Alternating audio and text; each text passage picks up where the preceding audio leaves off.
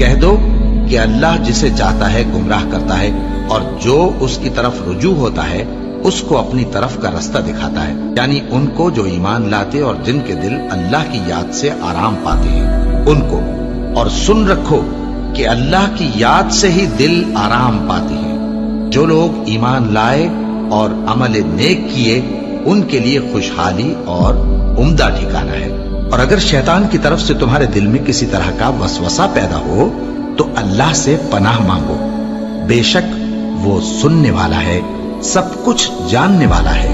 جو لوگ پرہیزگار ہیں جب ان کو شیطان کی طرف سے کوئی وسوسہ پیدا ہوتا ہے تو چونک پڑتے ہیں اور دل کی آنکھیں کھول کر دیکھنے لگتے ہیں، اور جب قرآن پڑھا جائے تو توجہ سے سنا کرو اور خاموش رہا کرو تاکہ تم پر رحم کیا جائے، اور اپنے پروردگار کو دل ہی دل میں عاجزی اور خوف سے اور پست آواز سے صبح و شام یاد کرتے رہو، اور دیکھنا غافل نہ ہونا۔ پھر جب تم یہ نماز تمام کر چکو تو کھڑے اور بیٹھے اور لیٹے ہر حالت میں اللہ کو یاد کرو۔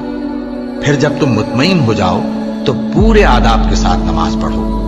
بے شک نماز کا مومنوں پر اوقات مقررہ میں ادا کرنا فرض ہے۔ مسلمانوں، نجات نہ تو تمہاری آرزوؤں پر ہے اور نہ اہل کتاب کی آرزوؤں پر۔ جو شخص برائی کرے گا اسے اسی طرح کا بدلہ دیا جائے گا، اور وہ اللہ کے سوا نہ کسی کو حمایتی پائے گا اور نہ مددگار۔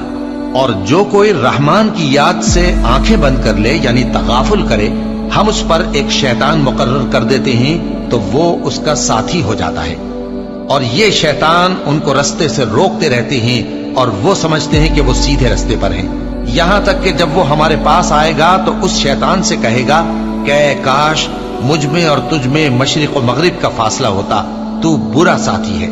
اے اہل ایمان، اللہ کا بہت بہت ذکر کیا کرو اور صبح و شام اس کی پاکی بیان کرتے رہو۔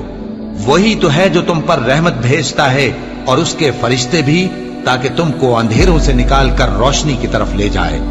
اور اللہ مومنوں پر مہربان ہے۔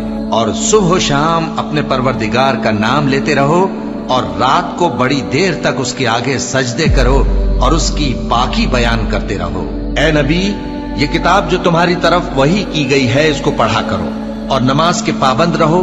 کچھ شک نہیں کہ نماز بے حیائی اور بری باتوں سے روکتی ہے، اور اللہ کا ذکر سب سے بڑا ہے، اور جو کچھ تم کرتے ہو اللہ اسے جانتا ہے۔ مومنو، جو پاکیزہ چیزیں اللہ نے تمہارے لیے حلال کی ہیں ان کو حرام نہ کرو، اور حد سے نہ بڑھو کہ اللہ حد سے بڑھنے والوں کو دوست نہیں رکھتا، اور جو حلال و طیب روزی اللہ نے تم کو دی ہے اسے کھاؤ، اور اللہ سے جس پر ایمان رکھتے ہو ڈرتے رہو۔ ایمان والو، شراب اور جوا اور بت اور پانسے یہ سب ناپاک کام اعمال شیطان سے ہیں، سو ان سے بچتے رہنا تاکہ تم کامیاب ہو جاؤ۔ شیطان تو یہ چاہتا ہے کہ شراب اور جوئے کے سبب تمہارے آپس میں دشمنی اور رنجش ڈلوا دے، اور تمہیں اللہ کی یاد سے اور نماز سے روک دے۔ تو کیا تم لوگ ان کاموں سے باز آؤ گے؟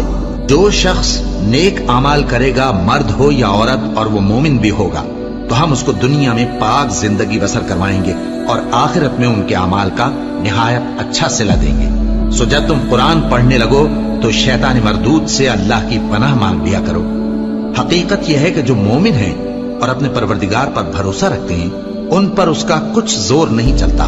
اس کا زور انہی لوگوں پر چلتا ہے جو اس کو رفیق بناتے ہیں اور اس کے وسوسے کے سبب اللہ کے ساتھ شریک مقرر کرتے ہیں۔ سو تم مجھے یاد کیا کرو، میں تمہیں یاد کیا کروں گا، اور میرا احسان مانتے رہنا اور میری ناشکری نہ کرنا۔